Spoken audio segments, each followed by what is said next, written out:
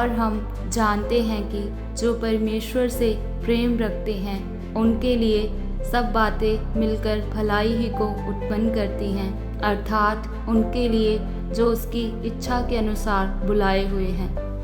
सबको जैम से की। आज हम देखेंगे इन 5 सालों में रंजीत औलख मिनिस्ट्री के एक छोटे से रूम से प्रॉमिस लैंड तक के सफ़र को। आज से कुछ साल पहले पवित्रता और वचन पर दृढ़ता से चलने के कारण परमेश्वर ने अपने दास पास्टर अमृत संधू जी के द्वारा पास्टर रंजीत औलख जी से बातें की और उन्हें सेवकाई के लिए एक पास्टर के रूप में अभिषेक किया।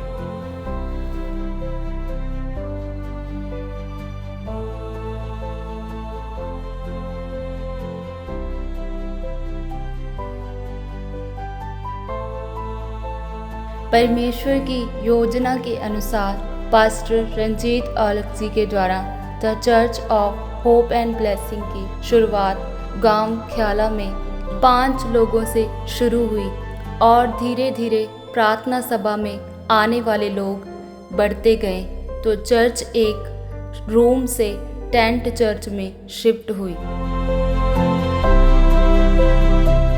धूप, गर्मी, बारिश और सर्दी भी लोगों को परमेश्वर के घर में आने से रोक नहीं पाई। बारिश के दिनों में चर्च में बहुत मुश्किलों का सामना करना पड़ता था। तेज़ हवाओं के कारण बहुत बार टेंट उड़ जाता। चर्च की ज़मीन ना होने के कारण बहुत बार रेंट पर जगह लेकर बदलनी पड़ी और बहुत ज़्यादा विरोध का सामना करना पड़ता था। मुश्किलें बड़ी थी, लेकिन हमारे परमेश्वर की सामर्थ्य उससे भी बड़ी थी। इन हालातों में भी परमेश्वर के दास लगातार प्रभु के साथ विश्वास योग्यता और वफादारी के साथ प्रार्थनाओं में बढ़ते गए और परमेश्वर ने अपने दास को अद्भुत रीति से अलग अलग गांवों में, शहरों में, स्टेट्स में, यहाँ तक कि गुड न्यूज़ प्रार्थना सभा के लिए इस्तेमाल करना शुरू किया।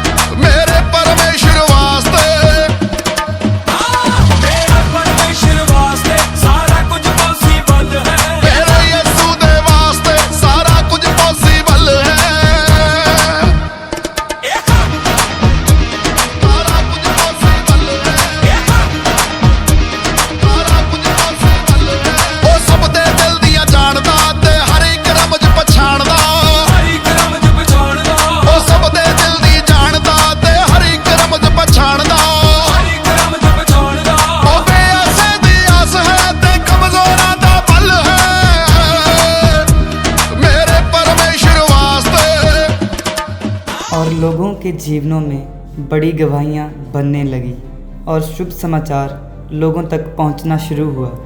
इसी दौरान 2025 में एक बड़ी शोभा यात्रा निकाली गई और क्रिसमस सेलिब्रेशन मीटिंग में भी लोगों ने अपने जीवन में बड़ी गवाहियों को पाया। एक दिन परमेश्वर के आत्मा की अगुवाई से पास्टर रंजीत औलख जी ने चर्च की टीम और कलीसिया को चर्च के कुछ प्रेयर पॉइंट पर हर रोज़ लगातार प्रार्थना करने के लिए कहा और इन प्रार्थनाओं के द्वारा नए मार्ग खुले और परमेश्वर ने अपने दास के साथ अपने वचनों के द्वारा बात की। यिर्मयाह 11 उसकी 5, और जो शब्द मैंने तुम्हारे पितरों से खाई थी कि जिस देश में दूध और मधु की धाराएं बहती हैं उसे मैं तुमको दूंगा, उसे पूरी करूंगा, और देखो वह पूरी हुई हैं। इसी वचन के अनुसार 2025 में परमेश्वर ने चर्च को अपनी ज़मीन यानी कि प्रॉमिस लैंड के साथ आशीषित किया। God has given us our own land, church. Hallelujah.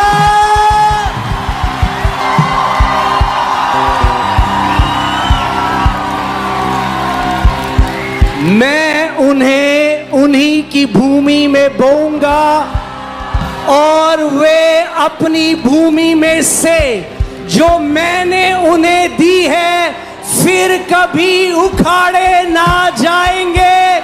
तुम्हारे परमेश्वर यहोवा का यही वचन है। हालेलुया। स्वागत है आपका परमेश्वर की जीवित हुजूरी में। और मैं आपको बताना चाहता हूं, परमेश्वर के वचन में लिखा है, उसने कहा है जिस जमीन पर, जिस स्थान पर तू अपना कदम रखेगा वो मैं तुम्हें दे दूंगा। और परमेश्वर ने हमें अपनी जगह के साथ, अपनी लैंड के साथ परमेश्वर ने हमें ब्लेस किया है, हमें आशीषित किया है। और मैं विश्वास करता हूं जब आप इस स्थान पर आएंगे जहां आराधना होगी, वर्शिप होगी, और मैं विश्वास करता हूं आप सेम नहीं रहेंगे। परमेश्वर आपके बंधनों को तोड़ेगा और आपको ब्लेस करेगा। हालेलुया। परमेश्वर ने इस स्थान का नाम हमें प्रॉमिस लैंड दिया है और मैं विश्वास करता हूं जब प्रॉमिस लैंड में आप आने वाले हैं, परमेश्वर आपको सेम नहीं रहने देगा।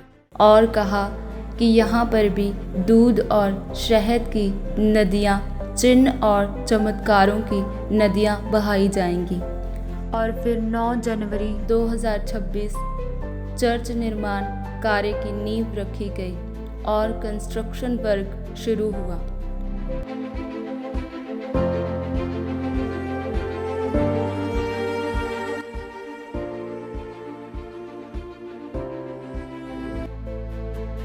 और परमेश्वर सारी ज़रूरतों को पूरा करता गया और एक सुंदर शेड चर्च के साथ आशीषित किया।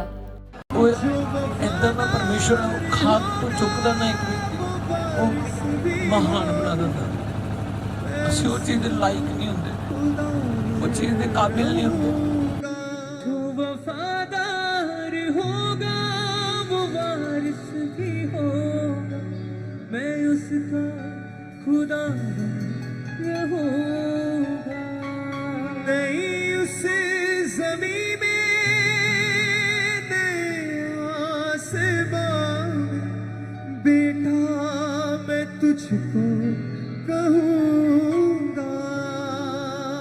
नहीं उस ज़मीन में, नए आसमां में, बेटा मैं तुझको कहूँगा, बेटा मैं तुझको कहूँगा। और इसी तरह से परमेश्वर अपने दास को बढ़ाते जा रहे हैं और लोगों तक सुसमाचार पहुंच रहा है। लोग हमारी ऑनलाइन सेवकाई के माध्यम से बड़े छुटकारे और चंगाई को अपने जीवन में ग्रहण कर पा रहे हैं।